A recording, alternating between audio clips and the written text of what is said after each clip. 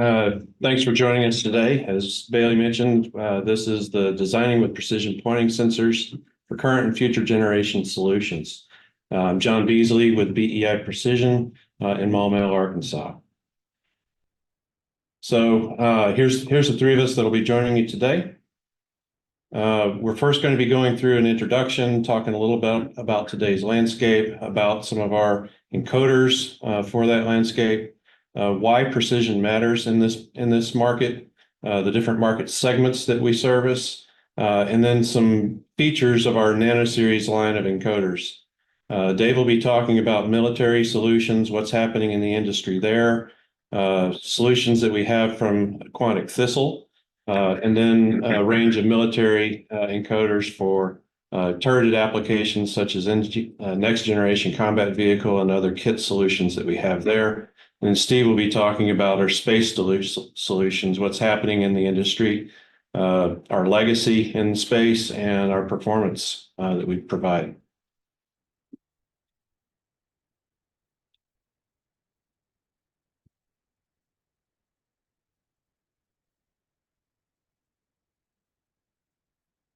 So today's landscape, everybody's always trying to optimize size, weight, power, and cost. It's referred to as SWaP-C.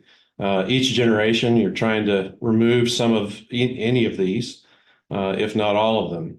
And then, everybody's always trying to keep highly qualified products in critical applications. So there's a speed at which, concepts get from the drawing board into a fully fielded solution. There's a lot of work that has to occur. And companies these days are needing to be much more agile in that process. Our defense industries and commercial industries as well are looking to get, to highly qualified products much faster than previously done. So doing that requires innovative designs that really push the limits of performance for less power, smaller sizes, and are more affordable solutions. So those are the kind of things that we've been working on through our development over the years. So as far as, our division of Quantic, we are sensing products. We've been spending our the decades since the 1950s when we invented optical encoders at Baldwin Piano and Organ up in Cincinnati, Ohio. We've been building on that technology through the decades, making them better, more capable, smaller, and consuming less power and less weight. Throughout that history, we've been able to field a portfolio that are best-in-class solutions. We also field scanners for optical instruments, that move the line of sight or scan a sensor across an area of interest. We also produce accelerometers that sense the inertial motion of a platform that they're attached to. Our products, we design and manufacture ourselves. We've served the mission critical applications in numerous industries, including space and defense, like we mentioned, but also in the nuclear industry, and then industrial and commercial markets as well. So key advantages that we offer, nobody's been doing this longer than us in space. We've been making optical encoders since the late 1950s for the space program. We've been a part of the very first satellites from the Tyros weather satellites, servicing numerous launch vehicles and programs throughout the years. All that time, we've never had a failure reported back to us through any encoder. And so we're very proud of that heritage up in space. And it shows that we have the knowledge to help our customers achieve success. In ground and turret positioning sensors and ground combat vehicles, we've been also producing military optical encoders longer than we have for the space program. The early distant, early warning satellite or radar systems in the Arctic were fielded with BEI encoders. So through the years, it's been our engineering expertise that allows us to solve these difficult problems and field robust solutions with excellent precision motion sensing to serve these markets. So we have a variety of products that span a range of performance levels and price points. We even have a variety of commercial off-the-shelf products that can be acquired in faster lead times than previously offered. So, this is try to drive home what precision really means. So some of our encoders, we have 28 bits of quantization. We're splitting that circle up into over 268 million different parts. And that smallest piece of the circle represents, a very, very small fraction of the circle. I've got a few, indications here. It's almost hard to comprehend how small of a degree that is. For astronomical applications, that smallest 28-bit is 4.83 milliarcseconds, or 23.5 nanoradians.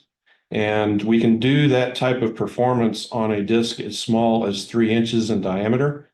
And that equates, that smallest bit is less than a nanometer of circumference on that disk. So to kind of put that into a real world example, that would be equivalent to looking at a single grain of salt from 8 miles away. In other words, if you made a diameter of salt crystals side by side that was 16 miles in diameter and put our encoder in the middle of that circle, the quanta, the 28 bits, would count every single grain of salt in that 16-mile diameter circle. If that doesn't help, then it would also be equivalent to lining up a golf putt, which is about 4.25, 4.5 inches. And we could line you up for that putt from Boston Logan Airport all the way to San Diego's golf courses. It would be up to the user to sink the putt, but we could tell you when you're lined up to that cup. So that's an indication of, the level of performance that we're able to drive into our products of splitting this circle up into very, very small pieces. So with that, I'm going to hand it over. Cool. Thanks, John. Yeah, so good overview of some of the technology, and going to go through a couple slides here on the diverse market segments that BEI serves. Today for this webinar, we're going to concentrate on space. Steve's going to go into the space segment. I'm going to concentrate on the military segment. But there's also additional technologies, precision sensors for critical platforms that BEI also serves. So on the accelerometer side, these are pivot and jewel based accelerometers that are used on critical platforms such as UH-60, CH-53K, F-16. So, these are used in flight control, so critical applications. On the dither rotary scanners, these are also kind of fast steering mirrors that are used again on a critical program such as the F-35 that has some extreme vibration and some extreme requirements, and we're able to stabilize images for systems on those platforms. And then we also have some wound components, resolvers and RVDTs that are used in kind of more of that industrial and commercial application. So it's still important critical sensors, but just of a different technology.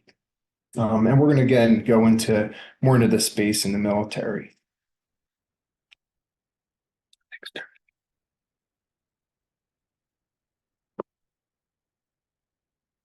Next. So our encoders fall into a category of anywhere from kind of 12-bit and up, right? So up to 28-bit, and into those more mission critical markets. We're going to talk a little bit about BEI and also our colleagues Thistle, located in Edinburgh, that also produce optical encoders for the military markets. So we concentrate again, aerospace, military, and space side. So the higher the bits, the more critical they are. So kind of up and to the right on the chart is where BEI has been concentrating and iterating on designs and kind of pushing that envelope and the technology as the missions become more critical and kind of the accuracy and precision increases as well.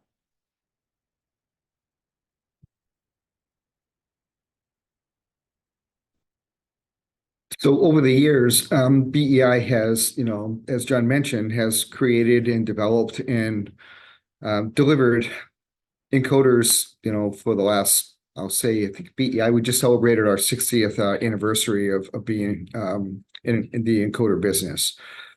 Over those years, we've learned a lot about, what makes it easier for our users to integrate our systems into their overall sensors.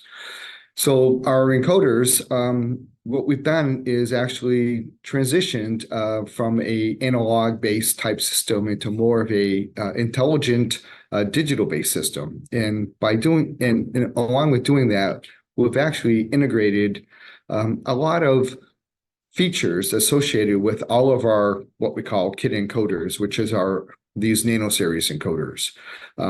So some of the features that we've actually integrated in there is actually this alignment reporting. And what that does is that allows the users to basically align the system, the read head to the actual code disk while they integrate it into their system and to ensure that they have an accurate alignment and the best alignment that they can possibly achieve. That alignment goes forward and allows them to have the highest accuracy, position accuracy that the actual encoder can deliver to their system. This also provides them an opportunity to monitor the health of their system. Once for a space application, for instance, if you launch the system, you deploy it, it goes to the launch vehicle, it gets vibrated and shocked through that process. Once you deploy the system itself, you could then go and send the alignment command to the optical encoder while it's on orbit, and you can actually check the alignment to see if anything has changed after the deployment has occurred or over time. For the life of the mission, you could also periodically monitor and check that alignment. That alignment will also monitor the actual health of the mechanical assembly. As over time, bearings have a tendency to wear out. You can actually see and monitor to make sure the health of the system is there. The next feature that we have is we've actually put in calibration algorithms in order for you to do some auto calibration. Once you align the system, you can go and calibrate the system. You can also do in situ calibration once the system has been deployed while it's in space, allowing you to maintain beginning of life performance towards the middle and the end of the life of the mission itself. Other diagnostics that we've integrated into our systems are the telemetry data that's available for you as well. We also have developed some internal tools that we've been using as we build and verify that the systems meet our data sheet performance. We've created some test boxes that we actually offer to our customers if they would like to start doing some early integration or testing or evaluation of these systems in their laboratories.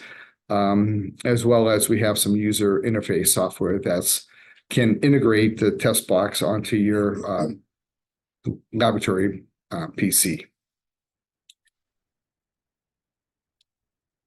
All right, great. Thanks, Steve. Great introduction there to our Nano Series encoder, some of the features. I'm going to step through on the military side, starting with here, kind of what are we seeing in the industry, talking about that, and then, how BEI is kind of responding and things that we're doing. And that Nano Series encoders is important, part of that. So coming up with those solutions for these critical applications. And it's been great. On the military side, we're seeing platforms going to digital, going from analog to digital. So it's a digitization of platforms and different systems on next generation and future platforms. These are all microcontroller based.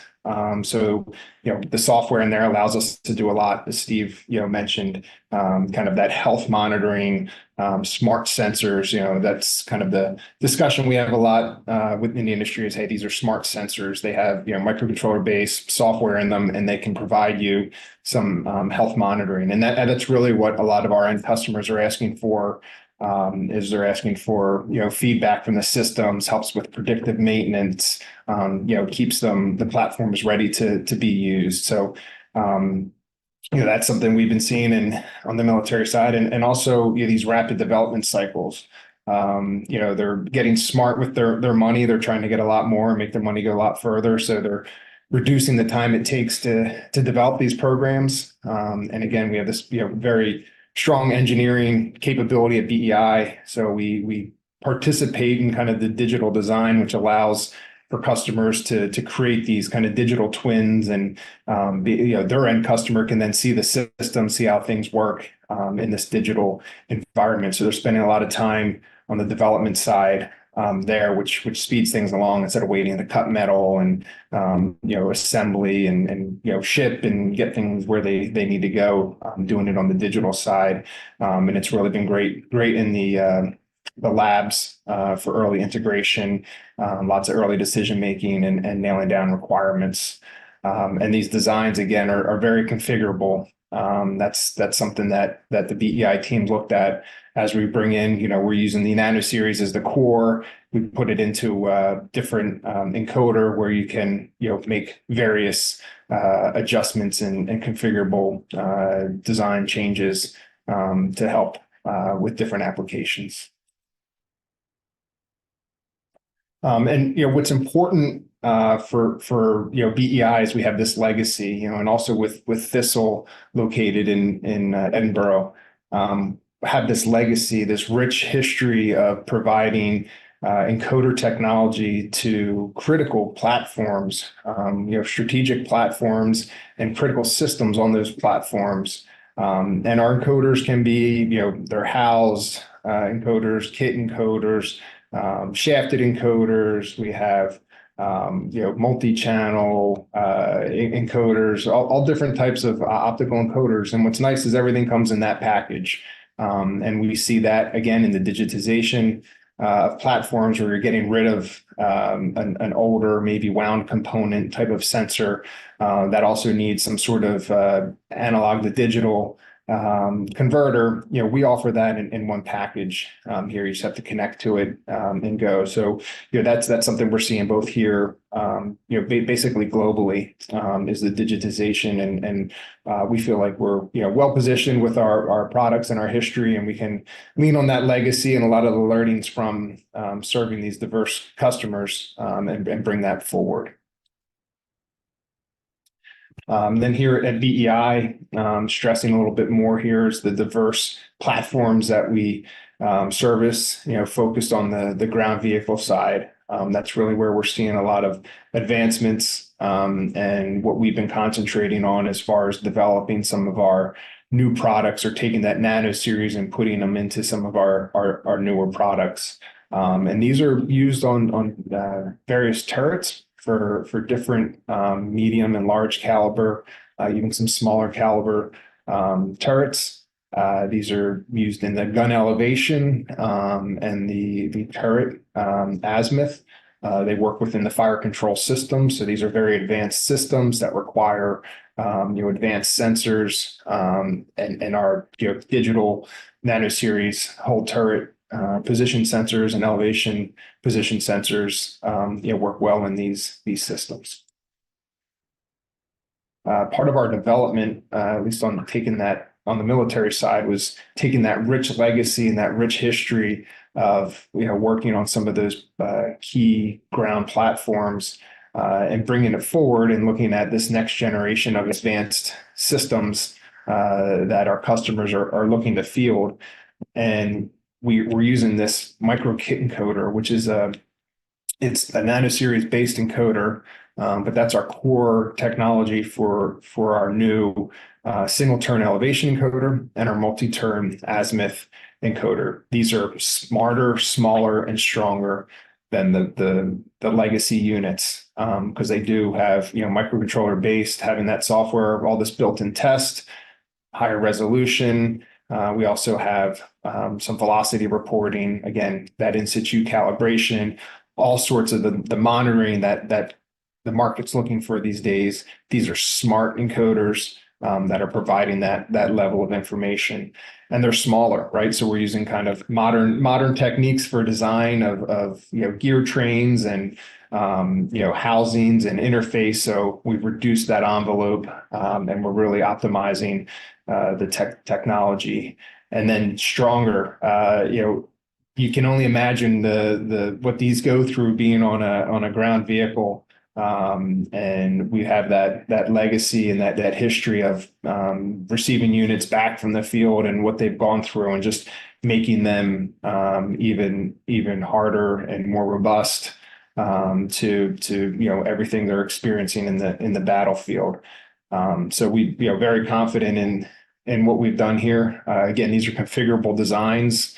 So depending on the interface or what's required, we can make some adjustments, but really leveraging that core microkit encoder. So these have been a great, very well received, something that we've developed on an IRAD budget, and we kind of look forward to taking these into the next generation of systems.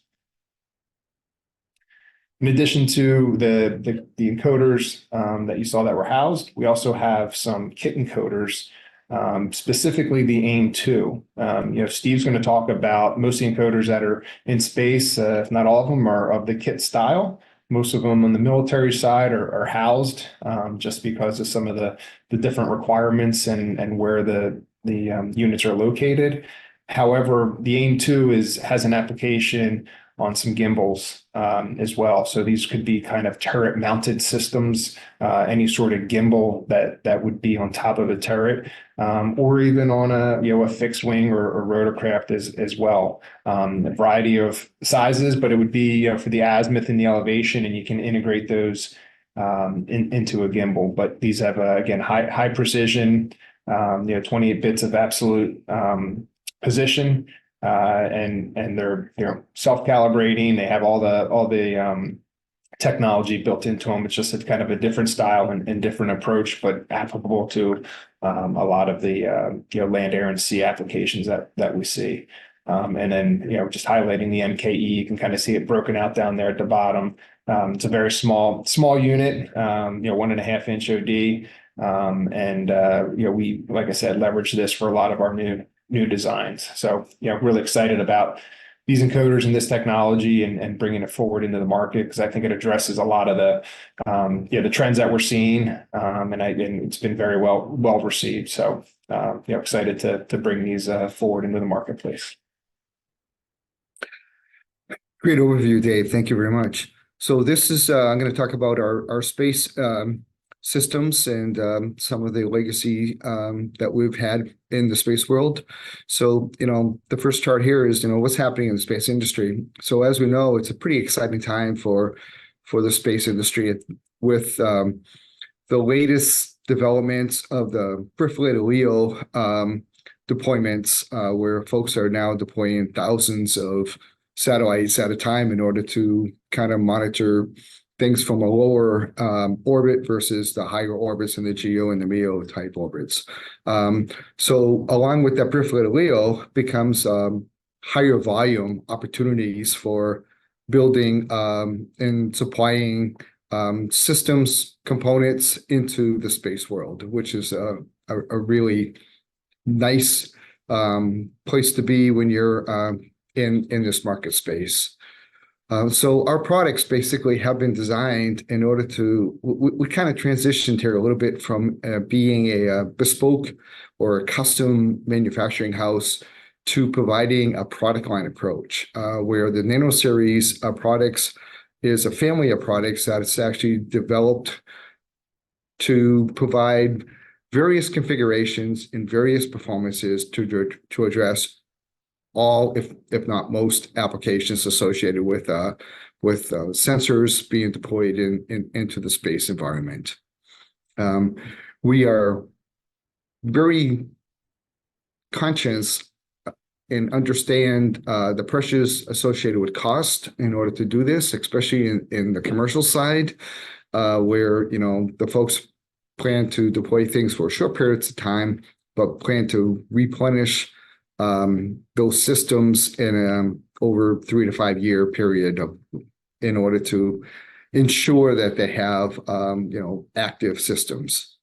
So in order to address that, what we've done here at BEI is we've actually allow you to have a baseline product that's actually tailorable, modular, allows us to basically do things faster in a shorter schedule, reduce the NRE costs associated with modifying things in order to meet your needs. And then also we have an in-house stocking program that we started several years ago that allows us to maintain a certain level of stock of parts in order to shorten the build time or the delivery time, as well as we have now dedicated production clean rooms where we actually have segregated out various product types in order to ensure that we have a dedicated workforce working on the same product line in order to improve our processes and shorten the schedule. Next. As John mentioned earlier, we've been in space since the 1950s. This chart right here, and I apologize, I know it is somewhat of an eye chart, but this kind of demonstrates some of the key constellations and programs that we have supported over the last 60 years, as a matter of fact. Going back into some of the Apollo missions, the International Space Station, we were on several defense missions as well as SBIRS, and then getting into the later stages with OPIR and the various other weather satellites that have also been deployed over the years. We have a long history of doing this. We understand the environment very, very well. Our products have demonstrated the capabilities in space at various orbits and in various environments. Next. So I wanted to talk more about our Nano Series product family, and we've kind of segregated our products into performance levels. So we have our, as Dave mentioned, we have the MKE or the microkit encoder.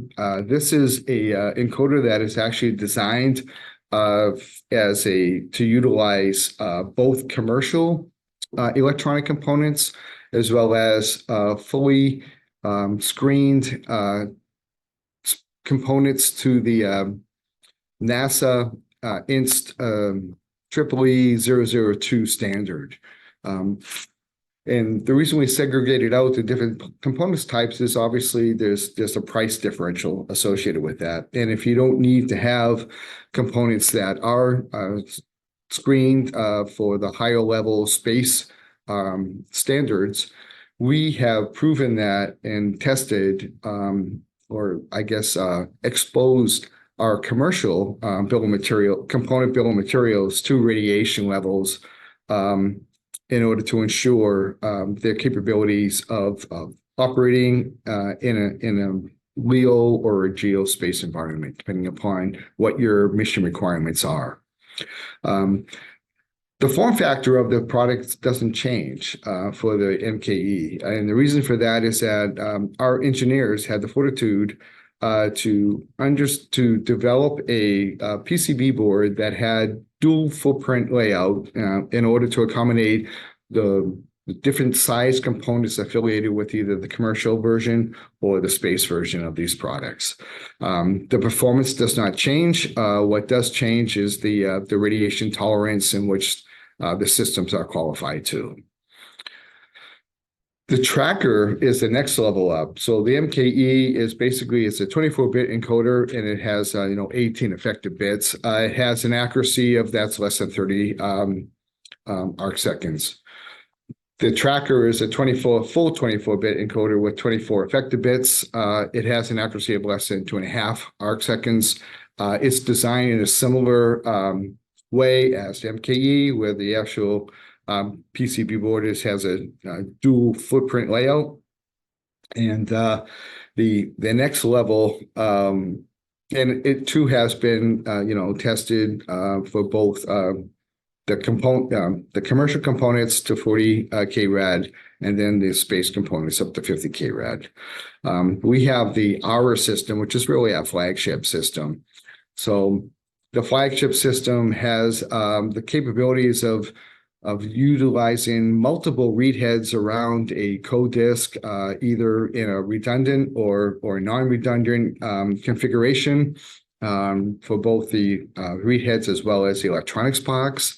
This system is a 28-bit system and basically will have a accuracy of less than 1 arc second.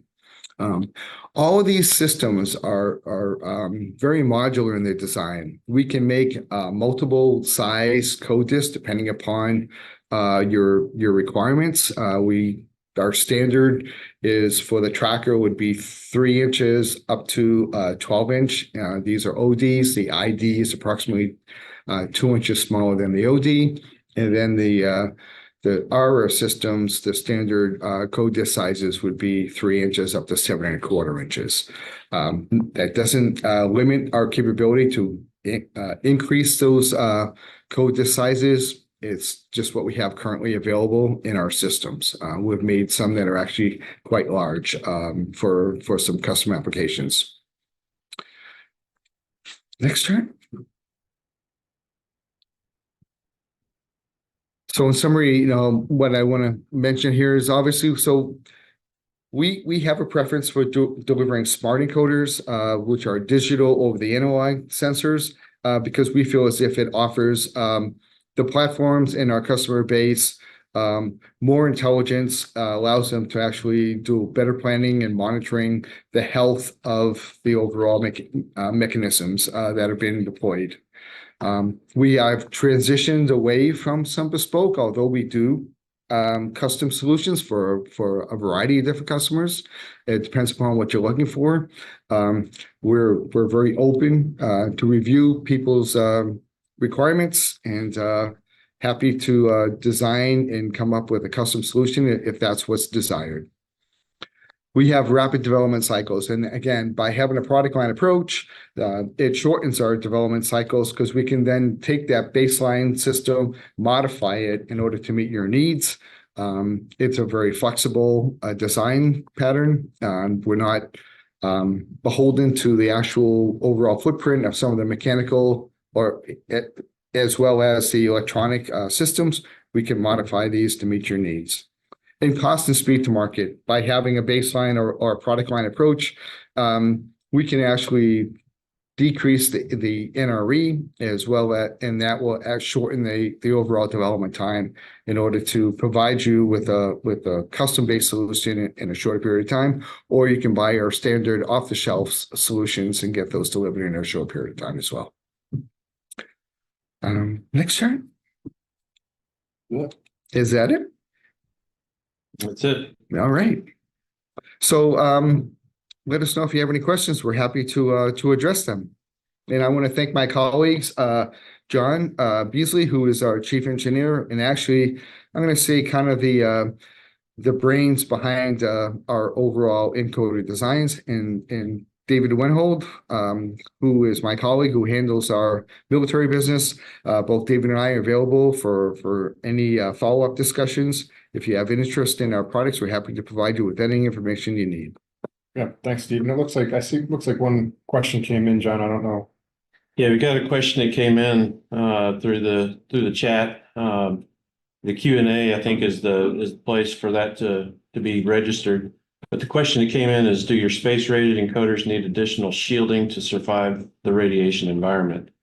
Well, it's an insightful question. In the space environment, you are subject to the radiation that comes from particles ejected from the sun and also from galactic sources as well. They get trapped in Earth's magnetic field and can affect the electronics. So yes, some additional shielding, more metal around the electronics always does, help compensate for that. It provides a little additional shielding, reduces the exposures to the electronics, but it's not required. Our space products that use the space qualified parts are guaranteed at that part level to survive our stated radiation environment.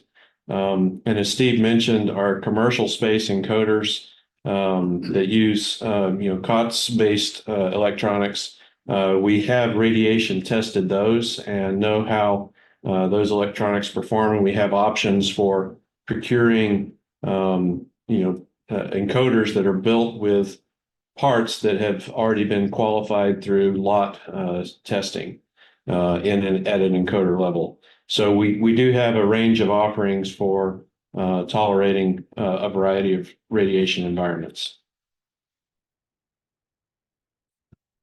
You know what, I wanted to mention one other thing regarding that is that, we are constantly developing new product offerings or different variants of the current product offerings that would be available. So if you have further questions or interest in that, we're happy to engage and provide you with some additional information.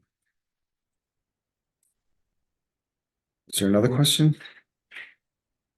Yes, I think you guys kind of touched on this, but a question I have here is what measures are taken to ensure high reliability and accuracy in the radiation environment? Yeah, it's another insightful question. The radiation environment is one of the particular concerns of being up in space. And part of what we've done is that auto calibration function, built that into our encoders. So, the radiation, causes the analog sections of electronics to grow some leakage currents that introduce some biases into electrical signals. And the auto calibration function that we have as a prominent feature of our smart encoders allows you to perform a calibration session and compensate for any of that damage that's occurred to the electronics within. So this allows, like Steve mentioned, allows the mission, the performance to be extended over a longer duration mission than encoders that do not have that function.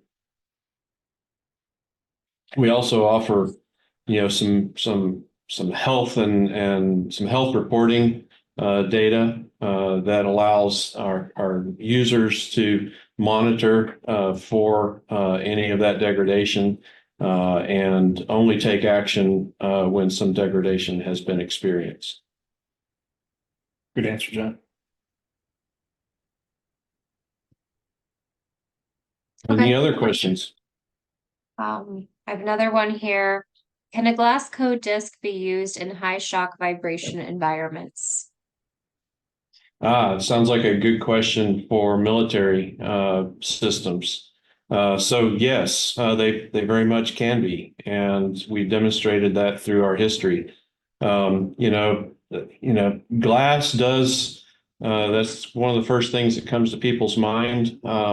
But if you design them correctly, glass can be a very resilient material. We've qualified our designs, that done all the right things to make that glass as robust as it can be. And we've demonstrated that, our products can withstand the very harshest ground military environments for shock and vibration in both, ground and naval applications. So, it's our experience that's come to bear in working with our materials to make them very robust. And John, kind of furthermore on that, are there other materials besides glass that we would either look at or consider We've done the extensive testing on, for instance, on the AIM-2, right? So it's very more robust. It's be able to withstand some of the most the highest vibration requirements that some of these military applications require, depending on where they're located, right, within the platform. But are there other materials possibly that we would consider? Yeah, we've done research and development on not just soda-lime glass, but also borosilicate glass. Each of those has been options of our code discs for a great many years. But we've also experimented with a material called Alon. It's an aluminum material that's used for jet fighter cockpits and bulletproof glass. It's very, very tough material. It's hard to cut, but we've got water jet cutter and facilities in-house that if needed, we could make some exotic material choices for code discs as well. Oh, thank you.